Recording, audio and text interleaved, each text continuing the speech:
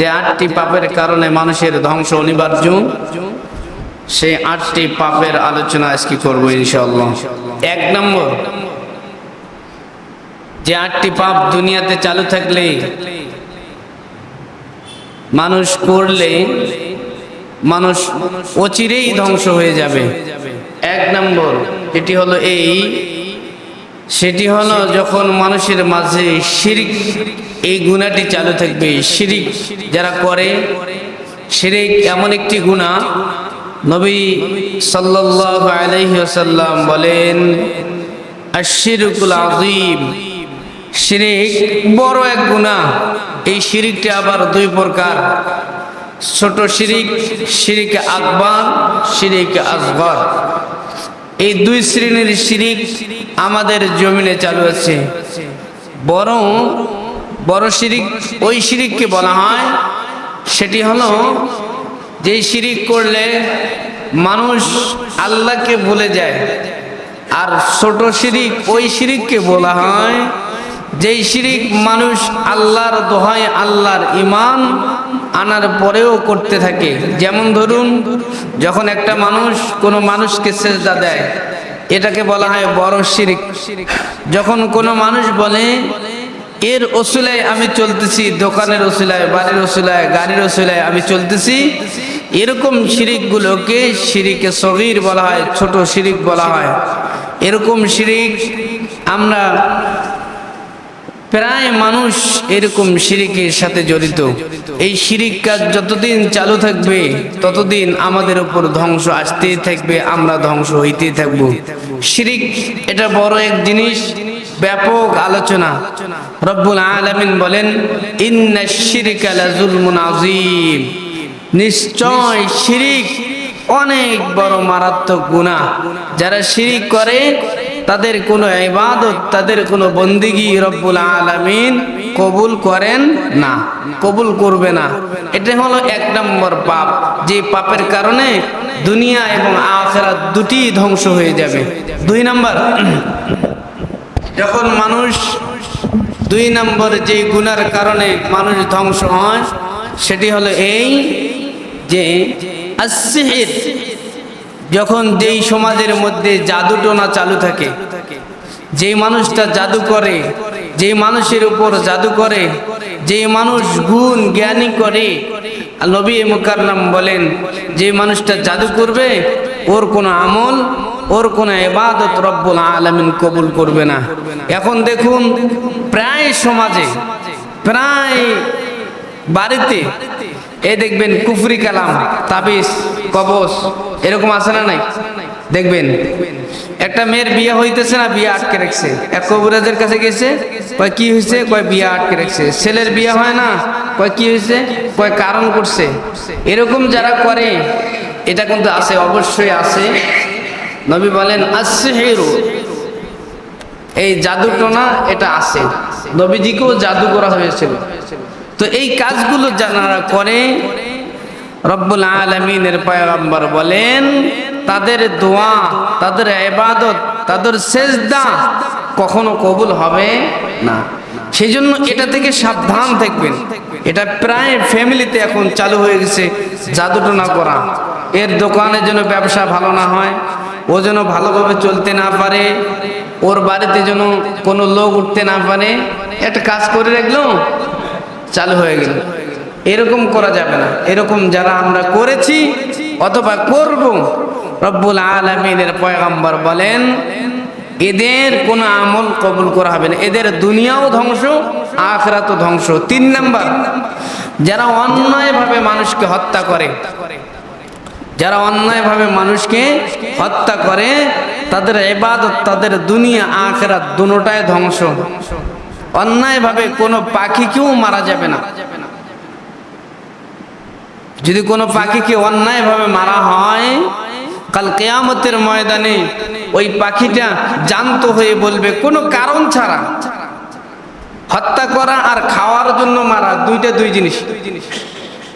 কোন গাভী মনে করেন হত্যা করছেন অথবা খাওয়ার জন্য কাটছেন, জবাই করছেন, দুই জিনিস।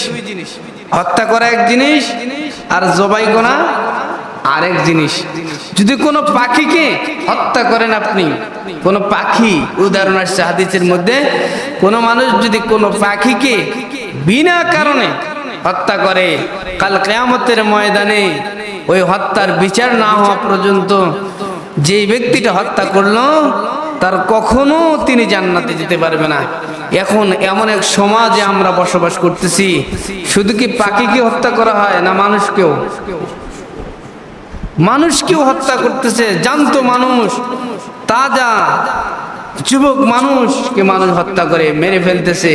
যেভাবে হোক যদি কোনো মানুষকে হত্যার নিয়তে কোনো কাজ করা হয়, ওই মানুষের কোনো ইবাদত রব্বুল আলামিন কবুল করবে না। এই কাজ থেকে আমরা ফিরে আসবো। অযথা কোনো পিঁপড়েকেও মারা যাবে না, কোনো মশাকেও মারা যাবে না অযথা। যেহেতু হাদিসের মধ্যে আসছে কোনো অবলা প্রাণীকে যেন আমরা না মারি।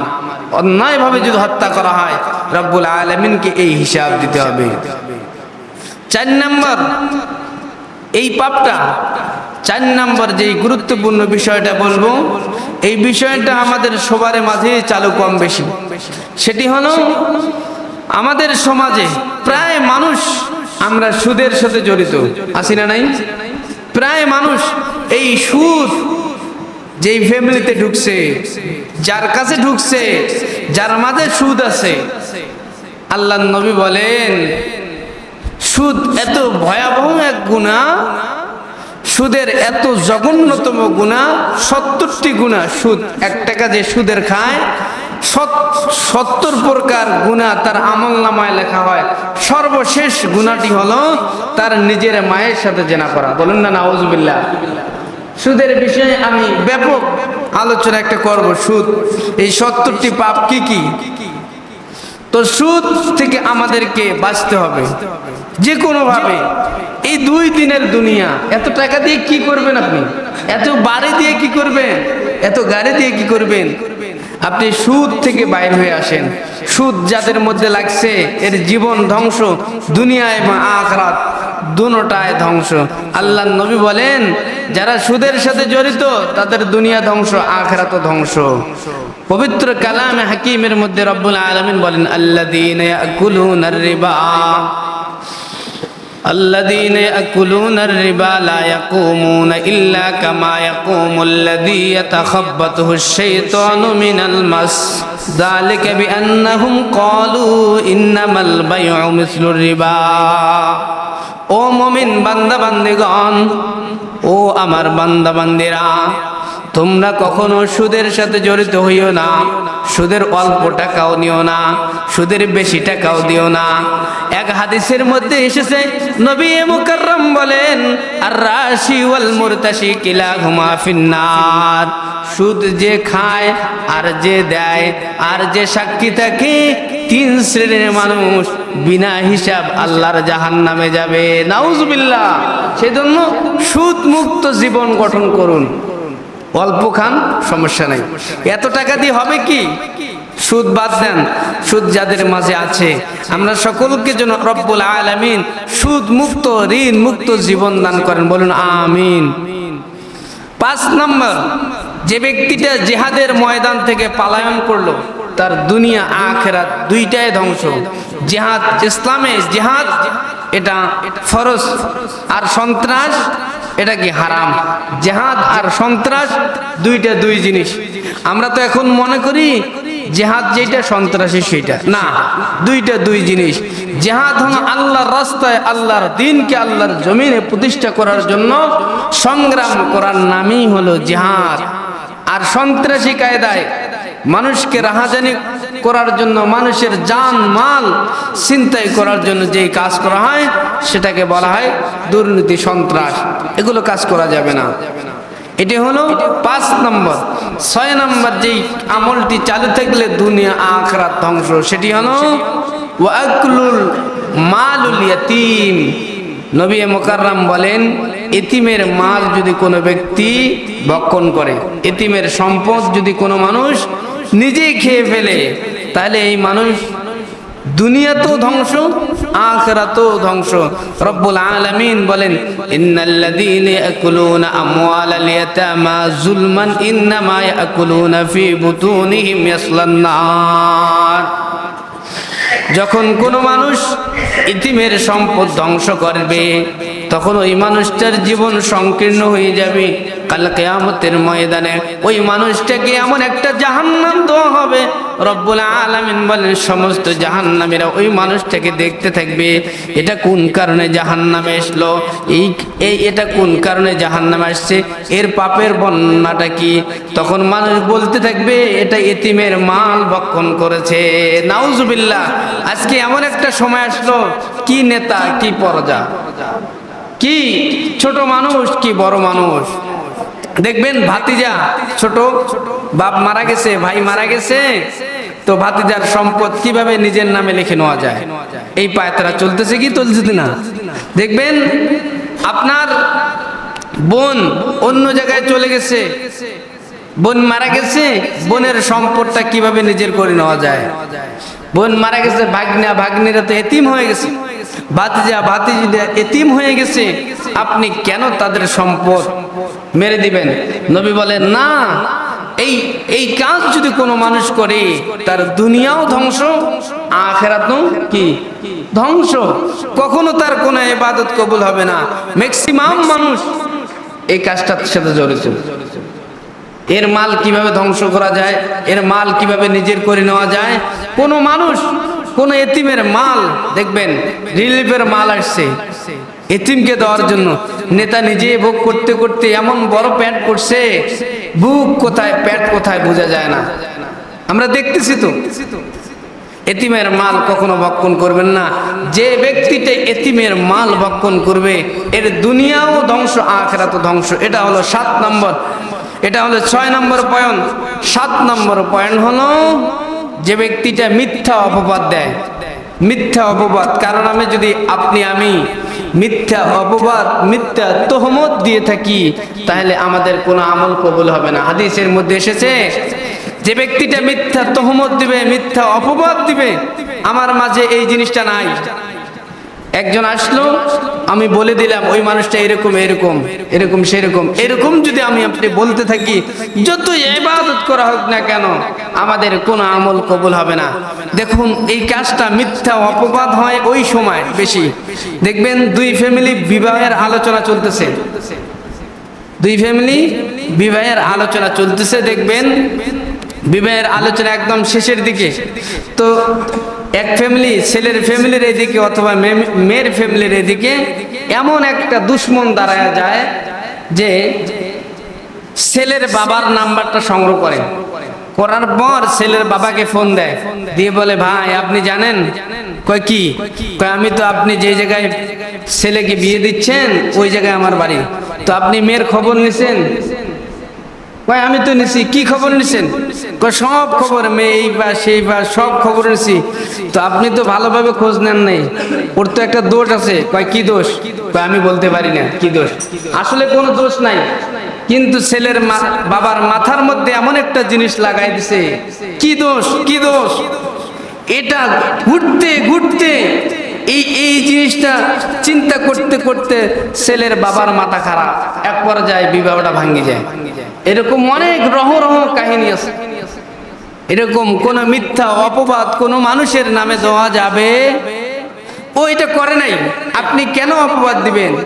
আপনার যোগ্যতা আছে, মানুষের দোষকে লুকায় রাখেন। নবী মুকাররম বলেন, কোন মানুষ যখন কোন মানুষের দোষকে ঢেকে রাখে, রব্বুল আলামিন তার দোষকে গোপন রাখে। সুবহানাল্লাহ। সেজন্য আপনি দোষকে গোপন করবেন, কোন মানুষের দোষকে ওপেন করার কোনো ক্ষমতা আপনাকে দেওয়া হয় নাই। এই জিনিসটা রহ চলতেছে, এই জিনিসটা বন্ধ করতে হবে। ইমাম সাহেব এই কাজটা করে নাই, গল্প চলতেছে, ইমাম তো এইভাবে এইভাবে এইভাবে এইভাবে বলছে।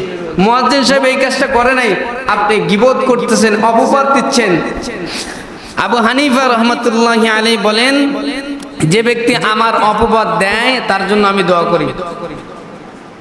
আবু হানিফা কার নাম বলেন তো? আবু হানিফা কার নাম? আমাদের ইমাম, আমাদের মাযহাব। ইমাম আবু হানিফা নাম জানেন না? আমরা কোন মাযহাবের অনুসারী? আবু হানিফা অনুসারী আমরা।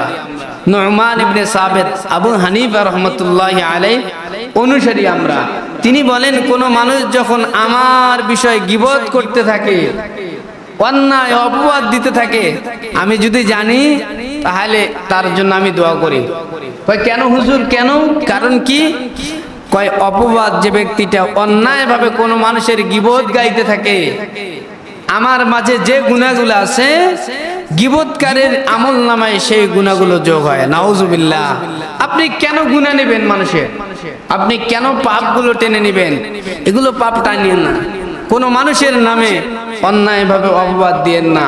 অপবাদ দিলে আপনি ফেঁসে যাবেন, আপনার দুনিয়াও ধ্বংস, আখিরাতও কি ধ্বংস। কখনো আপনি কামিয়াব হতে পারবেন না। অপবাদ দেওয়া যাবে না, মিথ্যা কথা বলা যাবে না। এটা হলো 7 নম্বর পয়েন্ট। এই কাজটা যার মাঝে চালু আছে তার কোনো আমল কবুল হবে না। 8 নম্বর, এখন আরেকটা অপবাদ দেওয়া শুরু হয়েছে। কিছুদিন আগে তো মানুষকে বলতো ওই মানুষের জামাত করে। কি করে? এখন আবার অন্য কাহিনী শুরু হয়েছে। কি কাহিনী বলেন তো? কয়টা আমলিক করে। তো মানুষ একটা দল করতেই পারে, এটা মানুষের সাংবিধানিক অধিকার আছে না নাই? করতে পারে, যে দল করুক, সমস্যা নেই। সমস্যা আছে আপনার? কেউ কি আপনাকে বাড়িতে এনে চাল কিনে দিবে, তারপর তরকারি কিনে দিবে, তেল কিনে দিবে, এরকম কোনো অপশন আছে? আপনি একজনের সাপোর্টার, কিন্তু এখন যে মামলা হচ্ছে, অধিকাংশ মামলা দেখবেন প্রায় অনেকজনের নামে ভুয়া মামলা হচ্ছে। এটা আমলিক করছে, এই করছে, সে করছে। সঠিক তথ্য দেখে বাইর করে।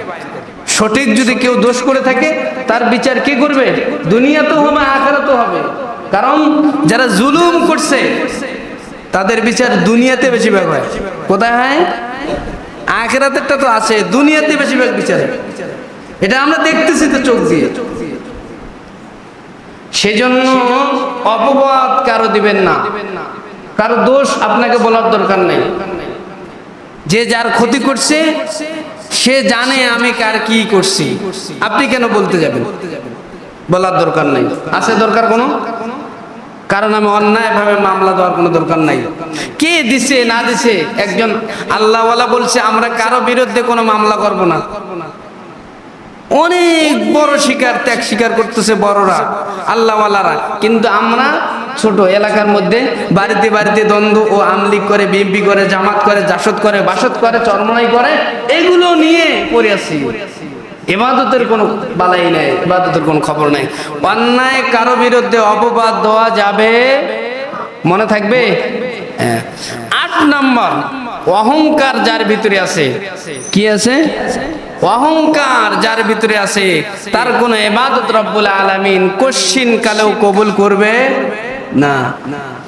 অহংকার রব্বুল আলামিনের গায়ের চাদর। আপনি একটু টাকার মালিক হইছেন তো আপনার চলার স্টাইল আলাদা। আপনি একটা চাকরি করেন, আপনার ভঙ্গিমা আলাদা। আপনি ইমাম সাহেব, খতিব সাহেব, আপনার চলার গতি আলাদা। না, অহংকার করা যাবে না। অহংকার করবেন কেন আপনি?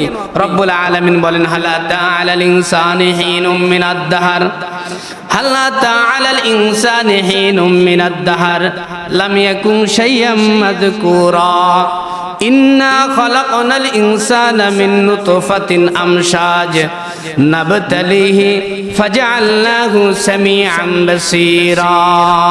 এক ফোঁটা নাপাক পানি দিয়ে আমাদের তৈরি। কয় ফোঁটা? বলে না কেন? কয় ফোঁটা? আপনি জানেন আপনার জন্ম কোথার থেকে? আপনি কখনো ভাবছেন? যেই পানির কথা 10 সমাজে, মসজিদে, মাদ্রাসায় ওপেনলি বলতেও লজ্জা লাগে, কিন্তু রব্বুল আলামিন পবিত্র কালামে ফুরকানের মধ্যে ওপেন ঘোষণা করলেন, মানুষ কেন তুমি অহংকার দেখাও? তোমার জন্ম লগ্ন খুঁজে দেখো। হাল আতা আলাল ইনসান হিনুম মিনাদ দাহর লাম ইয়াকুন শাইয়াম মাযকুরা ইন্না খালাকনাল ইনসানা মিন নুতফা আমশাজ নাবতালিহি ফাজআলনাহু সামিআন বাসীরা। মিন নুতফা আমশাজ নাবতালিহি ফাজআলনাহু সামিআন বাসীরা। এমন এক পানি থেকে তোমার তৈরি, যেই পানির কথা চিন্তাও করতেও লজ্জা লাগে। তো এই পানি দিয়ে তৈরি হয়ে আমাদের যে অহংকার, আমাদের যে চেয়ারের গরম, আমাদের যে ক্ষমতার বড়াই, দেখলেন না সাবেক প্রধানমন্ত্রী অহংকারের কারণে পতন হয়ে গেছে। কিসের কারণে? দুইটি কারণে। আমি গবেষণা করে দেখছি সাবেক প্রধানমন্ত্রী দুইটি কথার কারণে পতন হয়েছে। একটা কথা বলার কারণে, আরেকটা কথা না বলার কারণে। কয়টি বিষয় নিয়ে পতন হয়েছে বলেন তো? একটি বলার কারণে, আরেকটি কথা না বলার। কি যেই কথাটা বলার কারণে পতন হয়েছে এটা আপনারা জানেন? জানেন না? বলছিল যে আমি কি ওদেরকে চাকরি দেবো, কাদেরকে, এটা তো আপনারা জানেন। আর না বলার কারণে পতন হয়েছে সেটি হলো যখন ভুল হয়ে গেছে তখন যদি তিনি বলতেন আমার ভুল হয়ে গেছে, তোমরা আমার মাফ করে দাও, আমার ভুল হয়ে গেছে, তোমরা আমাকে কি করো, মাফ করো, শান্ত হয়ে যেত, পরিবেশ কি হইতো। কিন্তু কখনো বলে নাই। যদি দুইটি কথা বলতো আমার ভুল হয়ে গেছে মাফ করে দাও, কিন্তু নিজেকে অহংকারে যারাই মনে করবে, ফেরাউন নিজেকে বড় মনে করে নাই। আনা রব্বুকুমুল আলা, আমি হইলাম বড় খোদা, আমার থেকে কে আছে? নমরুদ সে বলতেছে আমার থেকে কোনো মানুষ নাই, আমি মানুষকে মাফ করে দিতে পারি, মানুষকে হত্যা করতে পারি। قال أنا أحيي ويميت قال إبراهيم فإن الله يأتي بالشمس من المشرق فبهت الذي كفر والله لا يهدي القوم الظالمين। ইব্রাহিম নবীরে ফেরাউন আর ইব্রাহিম নবী কথা বলতেছে। ইব্রাহিম নবীরে ফেরাউন বলতেছে, নমরুদ বলতেছে এই তোমার খোদা কি কি করতে পারে? কয় আমার খোদা সব করতে পারে। ইব্রাহিম নবী নমরুদে বলতেছে তুমি কি কি করতে পারো? কয় আমিও সব করতে পারি। কি করতে পারো? কয় আমি মৃত্যু মানুষকে, আমি বন্দি মানুষকে খালাস করে দিতে পারি, জানতো মানুষকে আমি খুন করতে পারি। তোমার রব যেগুলো যেগুলো পারে আমি নমরুদ সেগুলো সেগুলো পারি। কয় কিভাবে? জেলখানার মধ্যে গেছে, যাওয়ার পর দুইজনে খুনের আসামি, একজনকে মাফ করে দিছে, একজনকে জবাই করছে। কয় দেখছো আমি এটা পারি। তখন ইব্রাহিম নবী কায়দা করে বলছে ফাবহিতাল্লাযী কাফার আল্লাহু লা ইয়াহদিল কওমাজ জালিমিন। আমার রব পূর্ব দিকে সূর্য ওঠায়, পশ্চিমে ডুবায়, তুমি যেহেতু রব তুমি বলো তুমি কি পূর্ব দিকে সূর্য উঠাইতে পারো? তখন নমরুদ বলতে ফাবহিতাল্লাযী কাফার, অব হয়ে গেছে, কোনো কিছু বলতেছে না। তো এরা যারাই বড় নিজেকে বড় দাবি করবে তারাই ধ্বংস হবে, অনিবার্য। এই জন্য অহংকার দেখা যাবে না। 8টি গুনাহ 8টি পাপ যখন মানুষের মাঝে চালু থাকবে ওই মানুষগুলো ধ্বংস হয়ে যাবে। 1 নম্বর যারা শিরিক করবে, শিরিকের সাথে যাদের কোনো আমল, যাদের কোনো জীবনের কোনো কাজ শিরিকের সাথে জড়িত, তারা ধ্বংস হয়ে যাবে। যারা জাদু করছে, জাদুটোনা, তাবিজ কবজ, বিবাহ বন্ধ, বাড়ির মধ্যে ভাড়া না উঠুক, চাকরি যেন না হয়, এরকম শহরের মধ্যে রহ রহ এই কাজ যারা করছে এদের কোনো আমল কবুল হবে না। এখনো তওবা করেন। 3 নাম্বার অন্যায়ভাবে কোনো মানুষকে যদি কোনো মানুষ হত্যা করে, এমনকি কোনো প্রাণীকে যদি কোনো মানুষ হত্যা করে, আর কোনো ইবাদত কবুল হবে না। 4 নাম্বার যারা সুদ খায় তাদের কোনো ইবাদত রব্বুল আলামিন কবুল করবে না। 5 নম্বর জিহাদের ময়দান থেকে দ্বীনকে বিজয়ের লক্ষ্যে কোনো মানুষ গিয়ে যদি পলায়ন করে ফিরে আসে, ওই মানুষের কোনো ইবাদত কবুল হবে না। 6 নম্বর এতিমের সম্পদ যারা ভক্ষণ করেছে অন্যায়ভাবে, তাদের কোনো ইবাদত রব্বুল আলামিন কবুল করবে না। 7 নম্বর মিথ্যা অপবাদ যদি কোনো মানুষ দিয়েছিল, এরকম কোনো মানুষ যতক্ষণ পর্যন্ত তওবা করবে না তাদের কোনো ইবাদত কবুল হবে না। 8 নম্বর যাদের দেহের মধ্যে, যাদের আত্মার মধ্যে অহংকার জড়িত, তারা যদি তওবা না করে এই মানুষগুলোর ইবাদত কবুল হবে না। এটা বুখারীর হাদিস। কিসের হাদিস? বুখারী। 8টি কথা মনে রাখবেন। আজকের বয়ান এখান থেকে শেষ। কিছু কথা আছে, কিছু কি আছে? কথা আছে। আপনারা জুমার নামাজ পড়তে আসেন কিনা বলেন?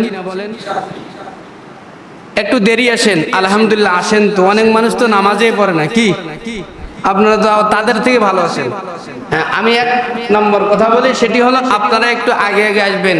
পারবেন তো ইনশাআল্লাহ? কষ্ট হবে? শুক্রবার তো বাড়িতে থাকেন, এটা 1 নম্বর মেসেজ। 2 নম্বর কথা, আপনারা জুমার দিনে আপনাদের সামন দিয়ে মসজিদের দান বাক্স যায় কি যায় না? আপনার কি অন্ধ? যায় না আপনাদের সামনে দিয়ে?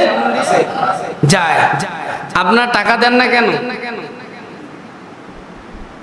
যখন দুদকের মামলায় পড়ে যাবেন তখন কি হবে? যখন আপনার ক্যান্সার হবে তখন কি হবে? দুদকের মামলা তো ওইটাই, ক্যান্সার। এর থেকে দুদকের মামলা বড় কি আছে? আপনি কিছু কিছু দান করেন, ম্যাক্সিমাম কমপক্ষে যাদের টাকাওয়ালা 50-100 টাকা করে দিবেন প্রতি জুমায়। এটা ডিপিএস আকারে জমা করবেন, রব্বুল আলামিনকে বলবেন এটা আমি ওই দিন নেব। কোন দিন? ওই দিন নেব। এটা যে দান করলেন যেটা, এই জন্য আপনার নবী মুকাররম বলেন আস-সাদকাতু তারুদ্দুল বালা, যত প্রকার রোগ বালাই বালা মুসিবত আছে এই দান করার কারণে রব্বুল আলামিন মাফ করে দিবেন। সুবহানাল্লাহ বলেন। অ্যাক্সিডেন্ট হওয়ার কথা ছিল, হবে না। তো আপনারা দিবেন তো? আপনারা যদি না পারেন আপনাদেরকে একটা বুদ্ধি শিখাইয়া দিই আমি, বলবো।